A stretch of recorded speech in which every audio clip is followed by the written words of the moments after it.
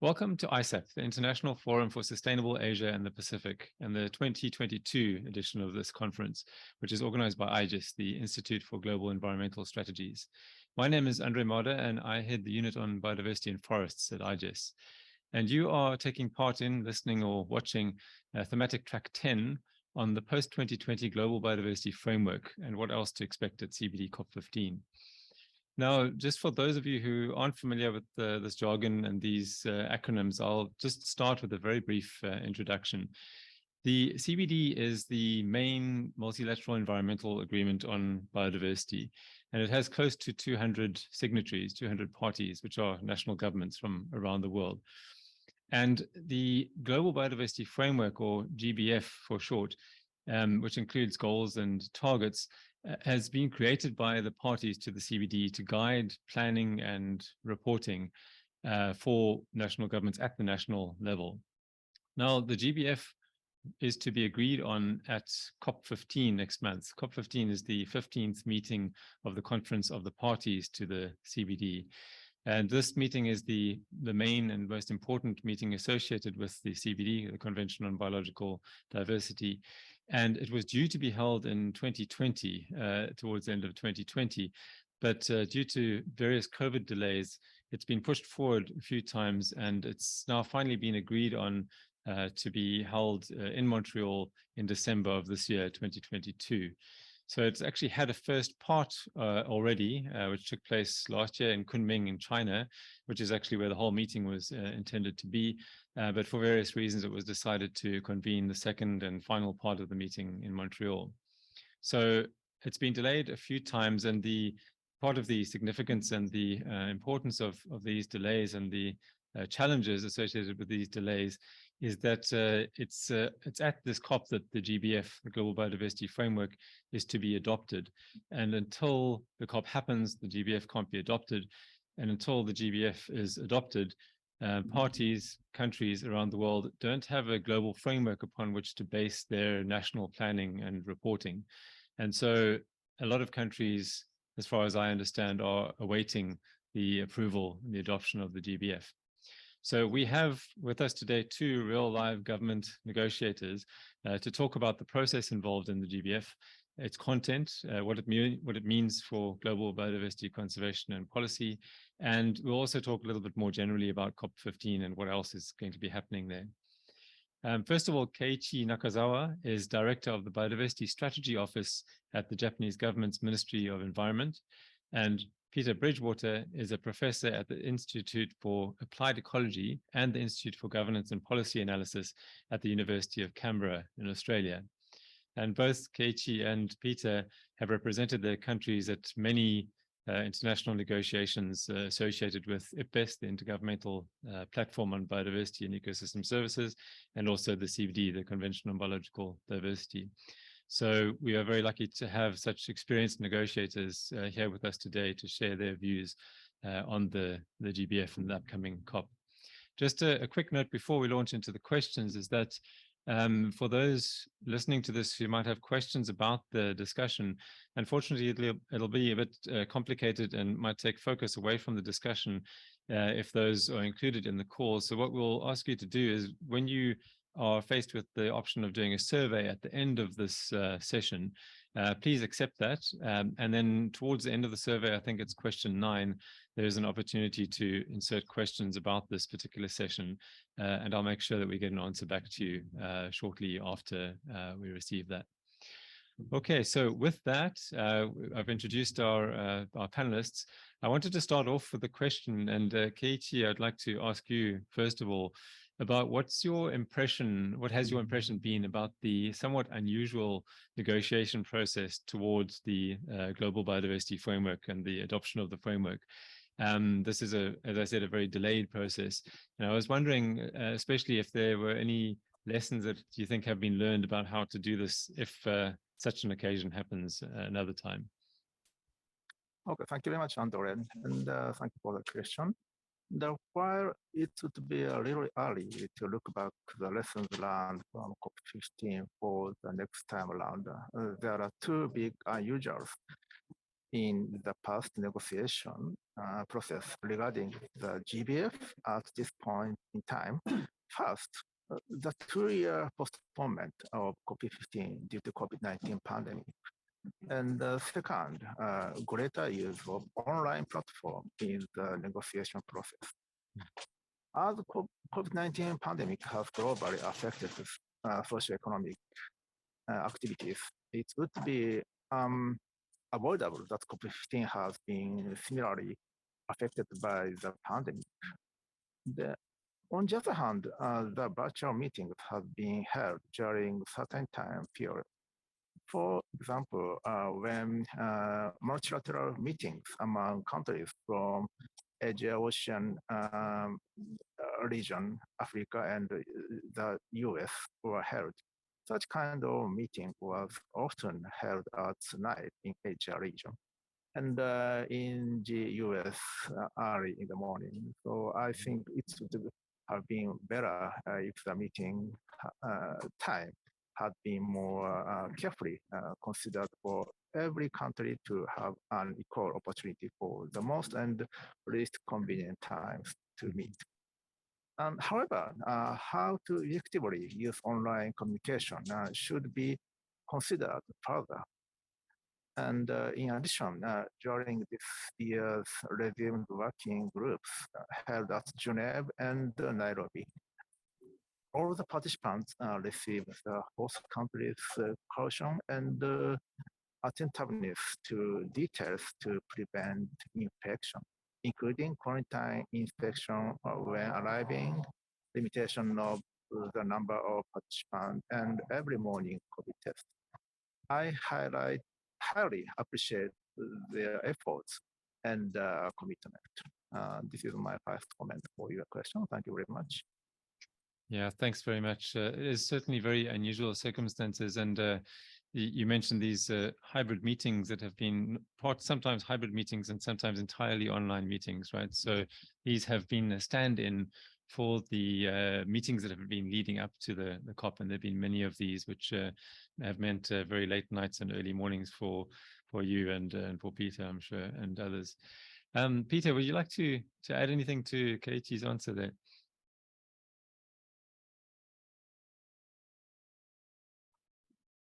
Yes, sorry, I was just unmuting myself.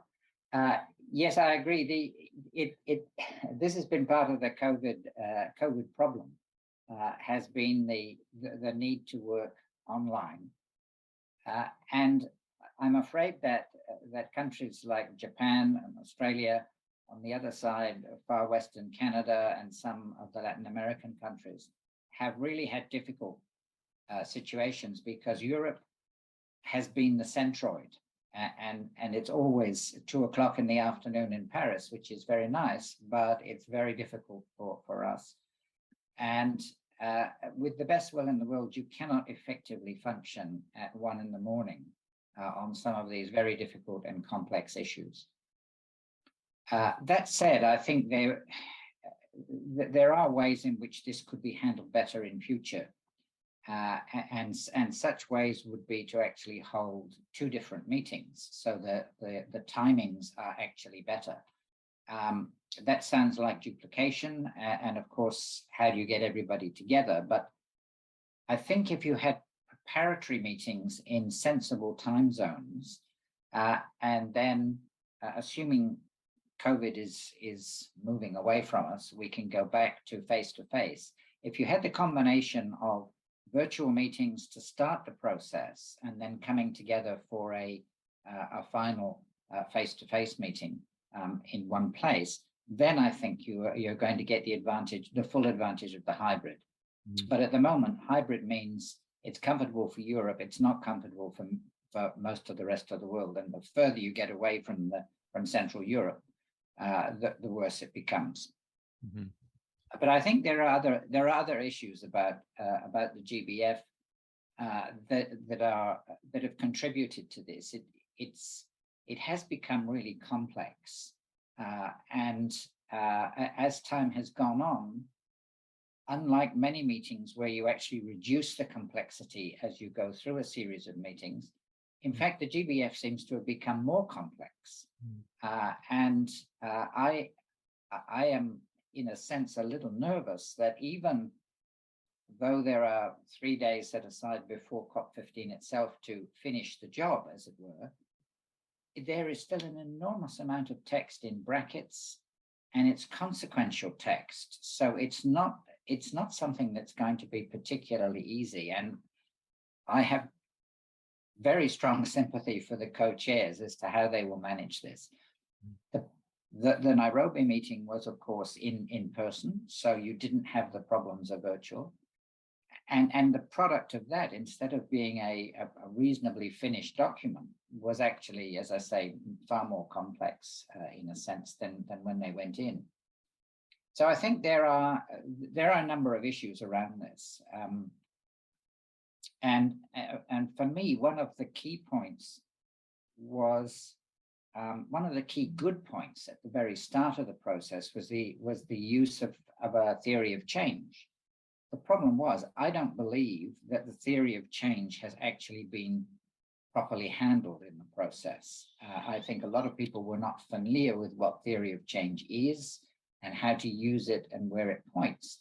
And I noted that in the papers recently, South Africa had proposed actually what looked like a really good theory of change, but that is not what has appeared in the final document. So I think the next time the world does this, it needs to have a good preparatory session about, okay, here's the theory of change, because here is where we want to be in 10 years' time. Here's where we are now. What do we do? How do we change where we are now to where we are in 10 years' time?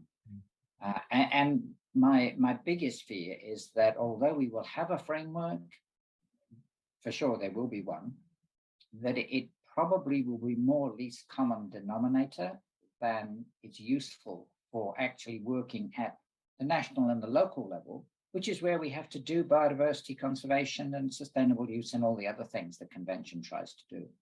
So I think there are some real issues that have to be uncovered here. Right. And just to fill in a little bit of the detail there, the meetings that you mentioned, for example, the one in Nairobi, that was one of several working group 2020 meetings that were used to develop the global biodiversity framework. And there was also input from subsidiary body meetings to the CBD, SBSTA, and SBI, or the two subsidiary bodies. So several meetings, mostly held online or in hybrid form, which have been used to develop the global biodiversity framework. But as you suggest, there are those who have said that, the more meetings there are, the more complex the text is able to become, because each meeting, although one is only supposed to be negotiating the bracketed text, very often it's even the unbracketed text gets opened up at the new meeting for new negotiations. So lots of challenges. So we shall see how that pans out. So I think we could easily talk for an hour about the process, but I'd like to move a little bit on to the content of the Global Biodiversity Framework and ask, maybe starting with you this time, Peter. What I didn't mention was the Global Biodiversity Framework is a framework which spans the 10 years between 2021 and the end of the decade, 2030. So it's a bit late in starting because of the delays. And it's taken over from the Strategic Plan for Biodiversity 2011 to 2020, the UN's predecessor plan. And what I wanted to ask you, I mean, a lot of people are familiar with the Aichi biodiversity targets in the previous, the Strategic Plan 2011 to 2020. I wanted to ask you if you think there are any fundamental differences between the GBF and the Strategic Plan, or is it more or less a reformulation of the Strategic Plan? Andre, this is a really difficult question, but it's a really important question. I think that there are a number of differences,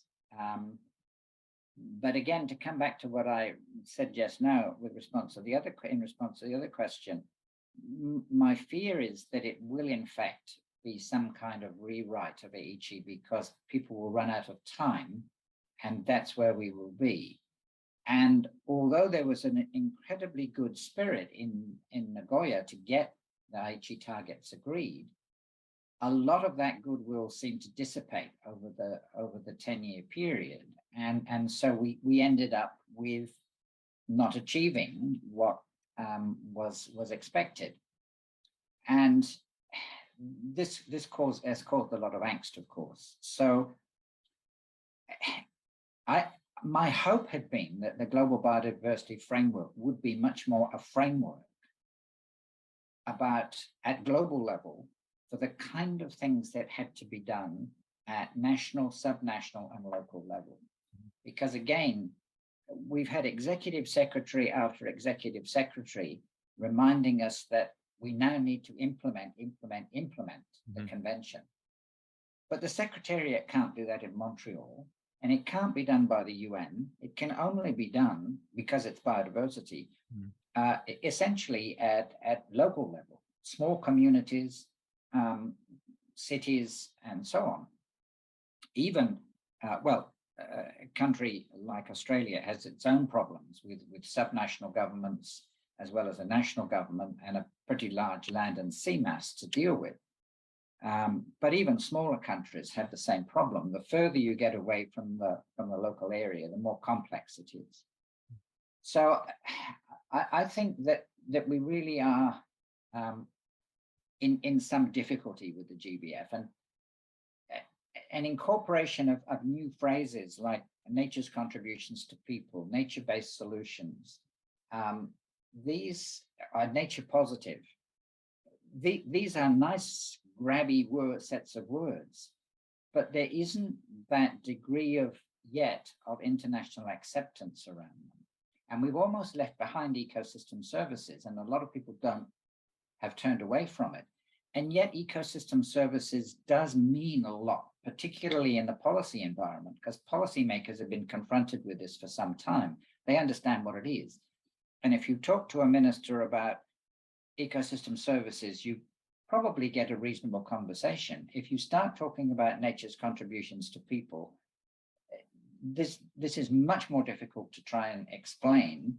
And that's going to be, I think, a bit of a problem if these phrases get incorporated without clearer understanding and clearer acceptance globally. Mm-hmm. Right, so kind of mostly a semantic challenge there, right? The difference in terminology that's been used. Well, I think it is. And look, there's one more thing I just say. I don't want to dominate, but one more thing I would say is that back in 1998, I know we're going back, but back in 1998, we started to agree in the CBD about the ecosystem approach with 12 principles. They're very simple, very clear principles. And that was supposed to be the framework then within which the convention was going to operate. And down the years, that seems to have been forgotten. It's still on the books. You can still find reference to it, and you can still go into the website and find it. And yet it doesn't appear in the Global Biodiversity Framework at all, which is, to me, very strange. We keep on reinventing the wheel, and it's not getting any rounder. If anything, it's getting squarer. And just again to fill in there, the ecosystem approach is the idea of approaching conservation from an ecosystem perspective rather than focusing on particular species. That's a gross simplification of it, but is that reasonable enough, Peter? Well, no. let me contradict you slightly, because there is the phrase ecosystem-based approach, ecosystem-based approaches in the document. And that's your definition that you've just given is a good one about ecosystem-based approach. The ecosystem approach that was adopted by the CBD, first in 1998 and then with some refinements in 2004, is actually more about people than about ecosystems. And this is where I think, again, we have this weakness that if we're going to be effective with managing biodiversity globally from local to global level, we have to stop seeing biodiversity as something that's over in one corner while we as people are in another corner. Until we see that we as a species are part of biodiversity and understand that very critical linkage, then we're not going to achieve the results we really should be aiming for globally. Okay. All right. Katie, let me pass the microphone over to you and just ask that same question, whether you think there are, or what do you think are any fundamental differences between the Global Biodiversity Framework, the proposed GBF, and the previous strategic plan of the CBD. Yes, thank you very much. And I agree with Peter's point. And yes, so local participation is essential for the next GBF, and also new terminology is taking time to negotiation. And I would like to add a few things to it. And as compared with my experience of taking part in the discussion on the IH targets, I have noticed two big differences. And first, scientific expertise concerning the circumstance of biodiversity has been enriched. Second, there are encouraging attempts to enhance the implementation. With regard to enriched scientific expertise, we can attribute it mostly to the establishment of the IPBES in 2012. In my understanding, the IPBES Global Assessment Report published in 2019 has strongly pointed out the necessity of incorporating the consideration for biodiversity into socio-economic activities in order to address the direct drivers of biodiversity loss, as well as of the measures that have been traditionally implemented for over years, including protecting areas and protecting endangered species and so on, something like that. And the new GBF is being considered in line with those points raised by IPBES. And the targets goals concerning 30 by 30 and the business also would be a continuation of those considerations about the GBF.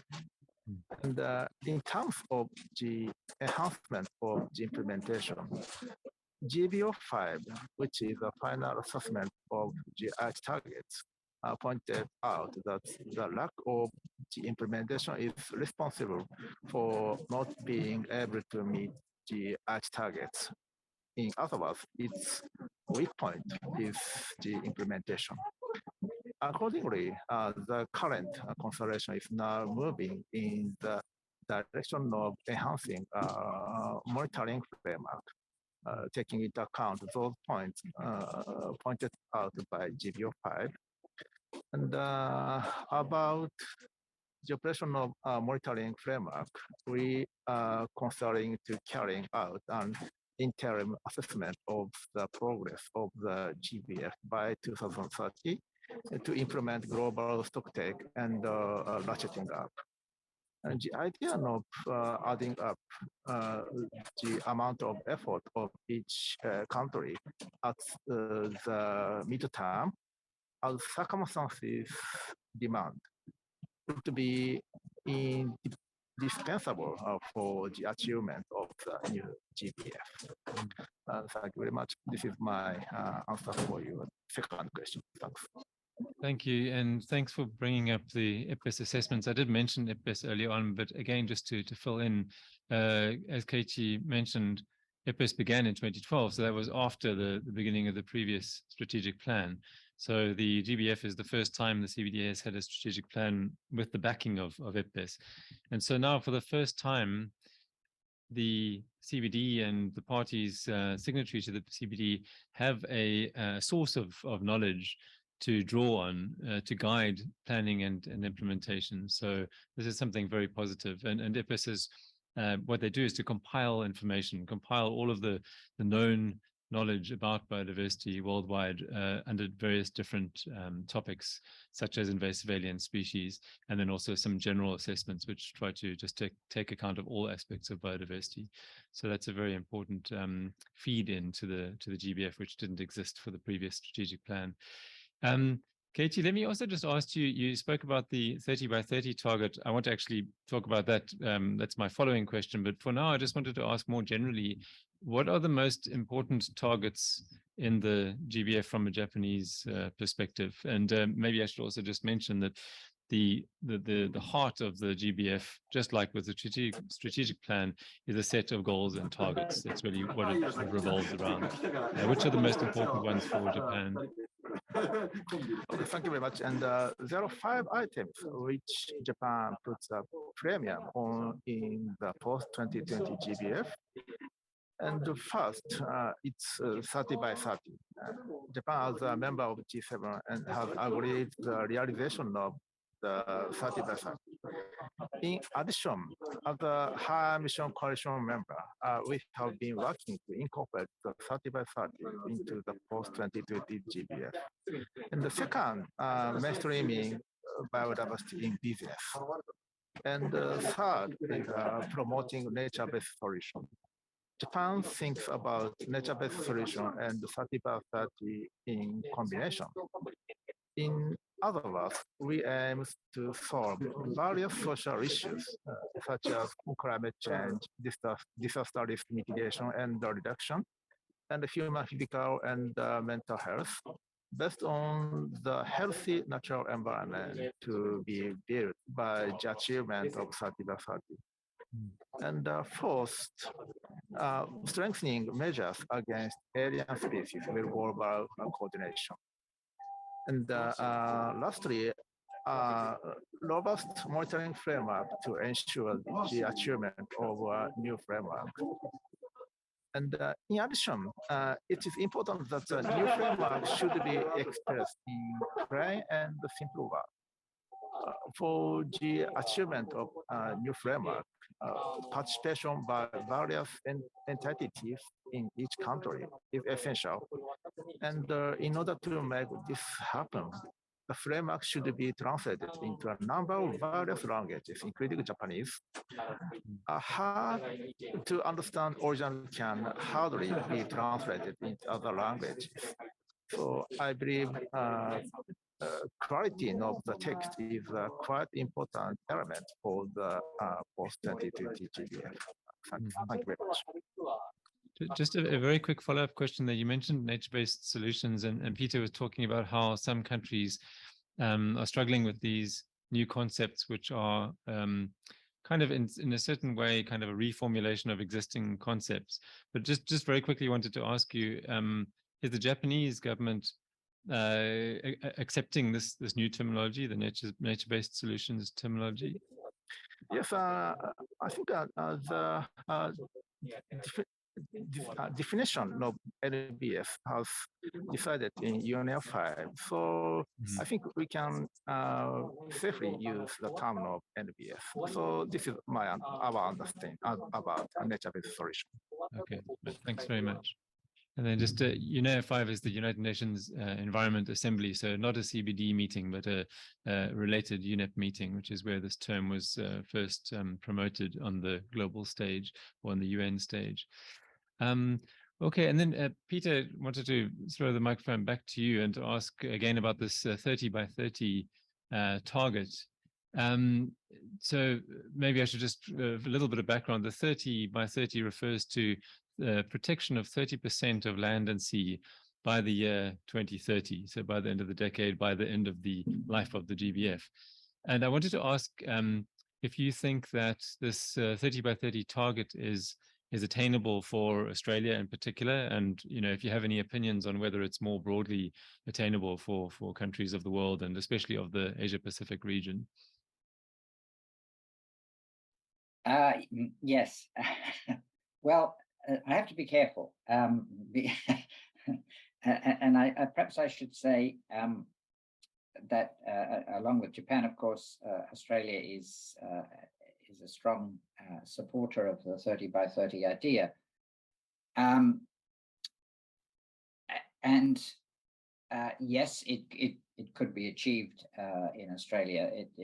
It's not a difficult thing to achieve. What is difficult, though, and some of these remarks are now going to be my remarks rather than anything that the Australian government might have. What is a problem is that many countries could actually achieve 30 by 30. In other words, set aside or nominate areas for protection by 2030. The question is whether they will be able to set aside the requisite resources to manage those areas appropriately. There is another issue which I'm acutely aware of, because particularly in the IPBES context, I've been doing a lot of work on the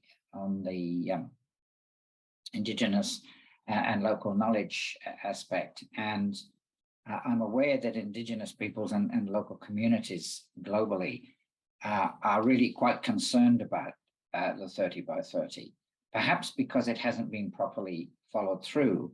But there is a real feeling among some of those groups that this is actually another imposition on their ability to manage their own lands. As Keiichi mentioned, the IPBES 2019 assessment of global biodiversity assessment was a really important document. And one of the findings in that was that 25% of the Earth's surface is actually under management or being looked after by indigenous peoples and local community. And those areas, that 25%, is actually the least badly affected by biodiversity decline. Biodiversity is declining everywhere, but those areas are being managed. So I think you actually have a difficult problem, and I don't think there's been sufficient rapprochement or talking with the indigenous peoples and local communities to try and assuage their concerns. So that's a second issue that I think is problematic when we look at 30 by 30. But it's not that it can't be solved, but I think it should be faced. It should be faced clearly in any adoption of something like 30-30.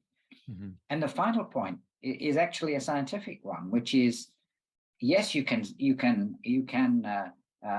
establish a 30% target for marine and terrestrial, but we're doing this at the same time as we're living through this incredibly rapid global change. Climate, yes, but all the spin-offs from climate as well. So what does that mean in an area that essentially is being said, well, we will set this aside? We're not setting it aside in a museum case. We're actually trying to set it aside in an incredibly dynamic environment.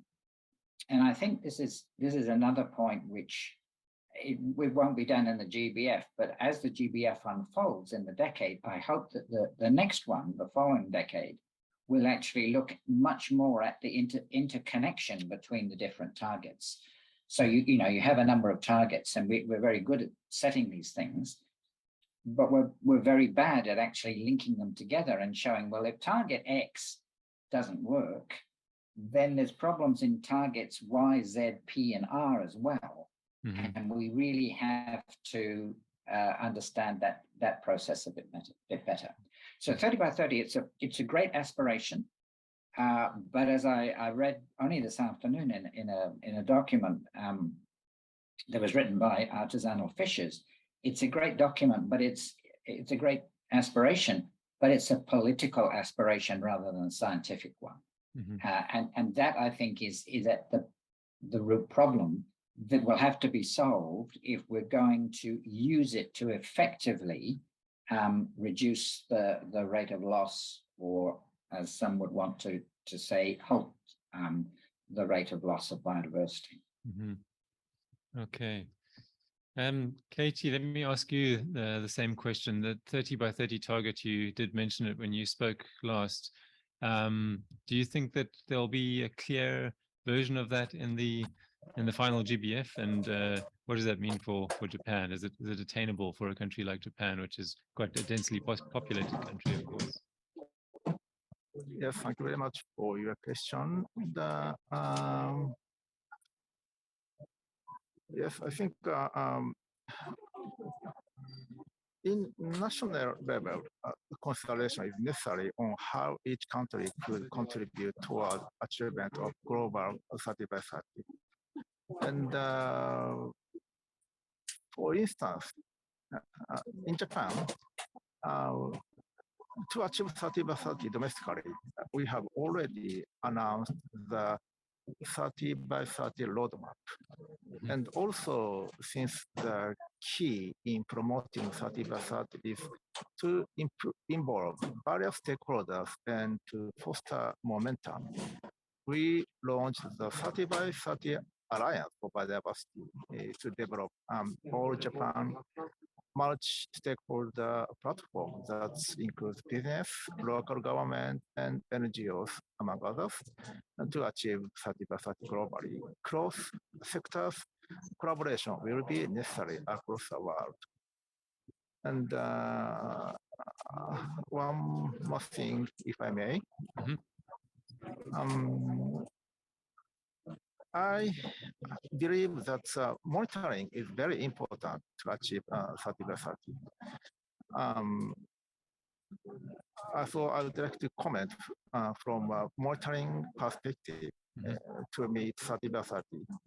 It would be needed to make the utmost effective use of monitoring, assessing, reporting, and the global stock take mechanism, those of which are to be set up under the new framework. And biodiversity is variably distributed across the planet, and the ideal quantity and the system or the way they ought to be of protected areas and OECM might differ across the world. For this reason, after setting up protected area and OECM according to each country's priority and capability, and implementing an interim assessment of the progress of the 30% target. This is my comment about regarding to the 30%. Thank you very much. Thank you. And you mentioned OECM briefly there, which we haven't actually spoken about yet, but it is for those who are familiar with this process, that will be a very familiar acronym. But for those who are not familiar with it, they'll be not so familiar. Would you mind just briefly explaining what OECMs are and how they contribute to this target, or how they might contribute to this target?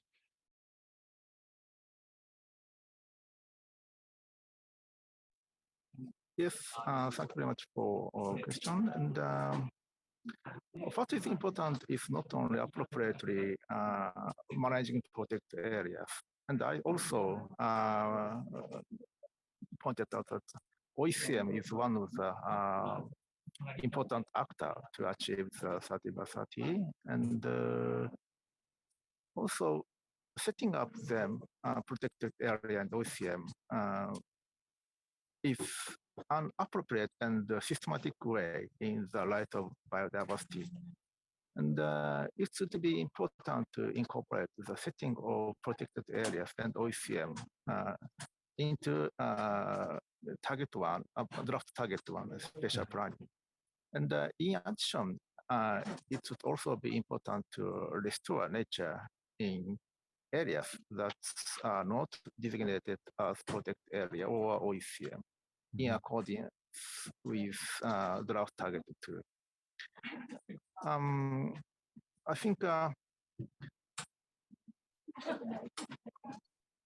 successor target, by defining an area where protected area and OECM being appropriately laid out as a large spatial system, a successor to the 30 by 30 target could be the one to ensure that those large spatial systems cover 50% of the planet or something. Okay, thank you very much. This idea of OECM, so I should just spell it out. It's other effective area-based conservation measures. And the idea with OECMs are that they are a complement to formally protected areas.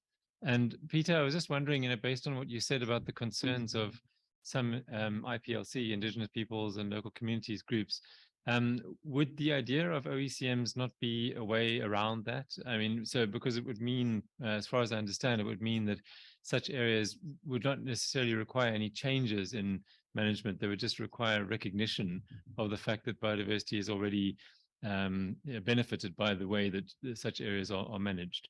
So is the OECM concept a way around those concerns about the 30 by 30 target? It could be, and maybe it should be, but I think you actually put your finger on a really important point, and that is that the conversation around 30 by 30 is actually maybe a multidimensional one, because if I'm talking to NGOs in Australia, they would not see OECMs as being part of 30 by 30. For them, it's the IUCN protected area categories 1 to 5, 1 to 6. And so OECMs, which have had a lot of elaboration, and in my view, are in fact extremely important contributors to our implementation of what the CBD is about. As Keiichi is saying, they're not really that accepted by particularly Western NGOs. Or if they are, they're seen as yet another building block. So I think the problem here is one of conversation. We haven't had enough global conversation about how all these things fit together, and I completely agree with the remarks that OECMs can help us achieve 30 by 30 if that's what is if 30 by 30 is seen to be something sensible. And certainly, 100 countries have signed on to it, so it's real, it's going to happen. My concerns still remain, though, that in order to make it happen, there has to be the adequate funding for it. And that if it can actually use OECMs as part of that process, then we're going to make some good gains. One of the areas that's really interesting that is not often talked about are UNESCO biosphere reserves, which are actually more and more now. There are more and more countries nominating biosphere reserves. And these are essentially combinations of traditional protected areas at the core, surrounded by areas which in fact would be classed as OECMs. And there's a big argument about, is a biosphere reserve an OECM or not? It doesn't matter that whether you resolve that argument. The point is that these are the kind of things that Keiichi, I think, was talking about, where you've got protected areas and a well-managed landscape that is in effect protected by any other words. So I think we, as I've said several times already, I think we need actually more conversations about this. So whatever GBF ends up with, it's not going to be a final thing that will then remain fixed until 2030. I think it will be an evolving process, and maybe that's what we need, because the previous 2 iterations of goals and targets for CBD have been, okay, here they are, and 10 years later we look at them. If in the GBF we can have the process that I think also Keiichi was mentioning, that there are more regular monitoring checks, we're actually feeding back, revising as we go through, then I think we can really start getting somewhere. Very interesting. So it sounds like the 30 by 30 target is one potential sticking point in negotiations themselves as well. I wanted to ask, are there any others that you foresee as, because you both sort of expressed the concern about the possible struggle to finish the negotiations on time and to get this global biodiversity framework adopted within the negotiation time. But are there any other decisions or any other targets or anything else that will be discussed at the COP15 that might slow things down, or might be for the top candidates for slowing things down and making negotiations difficult? Would you like to take that one first, Peter? Oh, okay. Sorry. Yes. Okay. Well, I think the big problem is everything is really difficult because there is so much bracketed text. But I think if a way forward can be found to unblock and coalesce, and although I've expressed reservations about 30 by 30, the point is that there is a big majority of countries that have essentially signed on to it. So I don't see it as being a problem. The problems I see with it are, will it be able to be implemented effectively, having set it in stone, as it were? Mm-hmm. I see much more difficulties in some of the other areas where you will have the usual arguments between the global north and the global south about, well, yes, we can sign on to this, but where's the money? And that leads then into the discussions in the CBD itself, or the COP itself, on funding and implementation, funding for implementation. So it boils down to, can we actually get a more streamlined text? Can we remove those brackets in the 3-day meeting, pre-meeting, mm-hmm. so that we have I'm sure we won't be able to remove them all, but can we do it so that what actually feeds into to COP15 for consideration in the end mm-hmm. has very little to be polished right. and then accepted right. by the delegates. Okay. And just for those who haven't seen the documents, there are actually 2 documents. One is full of this bracketed text that both Peter and Katie have been talking about, in which a decision which would come out as 3 or 4 lines ends up being half a page or a full page of bracketed text with different options. And what the Secretariat and others have done is to distill that down to a streamlined version, which is going to be proposed for further negotiation. And that streamlined version is much closer to the length of what the eventual targets will need to be. Katie, let me ask you again the same question. Do you think that there are any particular decisions or any particular targets that will be discussed at COP15 that are likely to slow down the COP process and make it difficult to get to the end on time? Okay, so thank you very much for the question. And I would like to point out the general view of my perspective. And as of past June, when the OEWG4 meeting at Nairobi was held, it was said that there were around 1,800 brackets mm-hmm. in the draft of the post-GBF. And after that, during the informal small meeting at Montreal in September, which I also attended, we streamlined the text, reducing the bracket by half, roughly, to 900 brackets. Uh-huh. I firmly believe that adding up those efforts will eventually make the brackets to 0. So from this viewpoint, an obstacle to our negotiation would be a new subject that's unduly raised, and or a lack of willingness to find the common ground. The phase where a new subject should be raised in or is already over. And the fact is now required is adding up our efforts to make the draft right before our eyes clean. Mm-hmm. This is my answer for your question. Thank you very much. Okay. Yeah, so similar to Peter's, just that there's no particular one, but just in general, there's a lot of work to do, and it's going to require a lot of cooperation.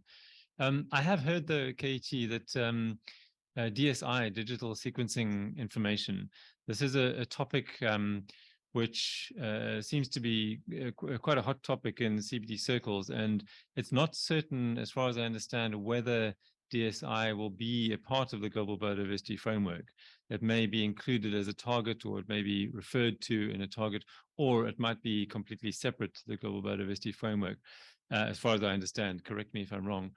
But what are your views on this DSI question? And do you think should parties encourage the sharing of digital sequencing information, or should there be a system of compensation? Because this is the contentious issue, right? Is whether DSI should be freely available, whether it should be compensated for. And do you think, I'm asking you lots of questions in one here, but do you think that there should be a DSI related target in the GBF, or do you think it should be left out of the GBF? Thank you very much for the very difficult question. And, I am well aware that there has been a demand for a mechanism to share benefits from using DSI. However, I understand that the discussion is not adequate to converge. Therefore, we may not be able to reach a conclusion in Montreal in coming December.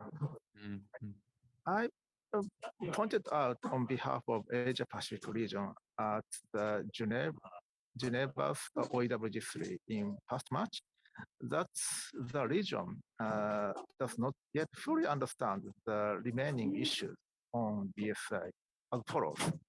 Definition and scope, technical and scientific implication, and legal viability at both national and international level, and possible implementation through a workable mechanism, and interrelated challenges on factors above, and different levels of understanding amongst member countries.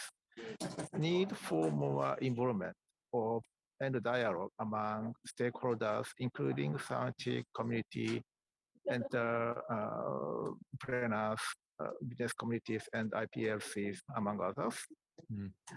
As such, the suggestion from the Asia and the Pacific region is as follows: not to rush the conclusion that possibly results in unintended consequences, but to gain a deeper understanding of all the related matters, and to involve all relevant stakeholders, including scientific and business communities, IPLCs, among others. And without doubt, DSI is one of the most important issues at COP15, and that has a very large socio-economic influence. Accordingly, I recognize that it is critical to solve each issue carefully and individually. This is my comment about your question about DSI. Thanks very much. Yeah, that's very clear. What about you? What are your views on the DSI question, and what are your your hopes and expectations for how it's going to pan out at COP? Look, I fully agree. I couldn't have put it better. I think it would be one of the more dangerous things. I think it would be to rush this issue. However, it has actually, I think, moved along further than probably many people, including me, would have thought a few years ago. And of course, it also impacts on the Nagoya Protocol, which is part of the package of protocols, as well as the convention itself. So it is important that all these different sectors that Keiichi mentioned are brought into the fold so that everybody is very clear on it. But there is no doubt that the speed at which digital sequence information is now becoming available and being moved around the world in various ways, the CBD needs to have a very firm handle on it, because it is the place internationally and the international legal environment that digital sequence information will have to be managed. So I would fully support the idea that it probably won't be able to be decided finally, and probably even shouldn't be decided finally in Montreal in December. But I would hope we might actually make some reasonable progress, so that perhaps at the next COP there could be a good decision and a good outcome. And that may mean having a special working group or something in between COP15 and COP16. And do you think that parties will be able to agree on that, on the idea of not rushing, because that in itself is kind of a negotiating point, right? Whether or not to include something. My very partially informed understanding is that there are probably some parties who would be keen to get some text agreed upon, and in there perhaps more likely the parties who are suggesting some kind of reparations for the use of DSI. No need to name any particular names, but my guess is that they might push for having it agreed upon to some extent. Yeah, look, I'm sure you're right. That's been the norm, the norm in the CBD, but also the norm in the CBD is it's a consensus convention, and so you're clearly not going to get full agreement. But it is important that not only the parties but all the different sectors globally. Again, as Keiichi mentioned, from business to IPLC, everybody has a stake in this, in getting this right. If we don't get this right now, then it will be a mess. Mm-hmm. And so we really need to take that extra time, mm-hmm. And very carefully walk through these issues. Mm-hmm. So I think it's very timely that it's come up here, and it has come up through the discussions in the GBF. But I think it would be wrong to try and shoehorn it into the GBF as a means to somehow legitimize it. I think it needs to have that full, careful, patient discussion in order to get it right. Okay. And we've just got a couple of minutes left, but I wanted to ask a closing question, and maybe just to stick with you, Peter, and just to ask you for a fairly quick answer, if you don't mind. But which other issues, apart from the ones that we've discussed already, to be discussed at COP15, do you think that your government in particular is paying special attention to? I think they'll be paying attention to the link between biodiversity and climate change. I think there will be interest in the sustainable wildlife management issue. Marine and coastal and invasive aliens, of course, the old favorites. But I think biodiversity and health and the issue about biocultural diversity will also be of interest, because there's a lot of movement here in this country now about building a better relationship with our Indigenous communities, our Aboriginal communities, our First Nations. And part of that is getting that understanding across the cultural and biological diversity. So I think those will be the key areas of interest besides all the other stuff. Okay, great, thank you. And Keiichi, what about you? What's Japan specifically looking out for at COP15? Thank you very much. And I completely agree with Peter's comments. Yes, so cultural biodiversity and the climate issue is very important and thing about biodiversity. And I would a few more things. And everyone who takes part in COP15 would recognize that resource mobilization is quite important. As well as DSI, and I am no different. And needless to say, in order to achieve a new ambitious framework, it is necessary to bring funding into line with what is required in order to do so. However, the way to raise funding would be varied. One of them is new additional contribution, and Japan also has fulfilled its responsibility through contributing to the Japan Biodiversity Fund and the GF. And utilizing existing funding is the most efficient manner in the world. Resource efficiency is also important. Other important things are to revamp the formality of the GF for more efficient utilization, and to use more funding of development banks all over the regions for biodiversity. In addition, such as nature-based solution and to benefit from the effects of the conservation of natural environment, including countermeasure against climate change, disaster risk reduction, and human health, would all lead to resource efficiency. And furthermore, we need to think about how to raise funds for the conservation activities that are being implemented. For instance, profits derived from sustainable and biodiversity-friendly production, such as farm product or sustainable tourism in OECM and protect areas could allocate it for the conservation activities in those areas. It is also significant to gain from not only outside of area or public resources, but also inside of area or private resources. It would be needed to cooperate with countries with such views.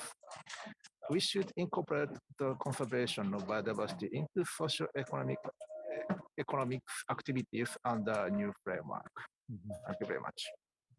Thanks very much, Keiichi. And just a final and very sincere thanks to both of you for joining me here. I could easily talk for another couple of hours about this. There are lots of other things and lots of specific things to go into detail about, but thank you so much for your time and your expertise and your insights.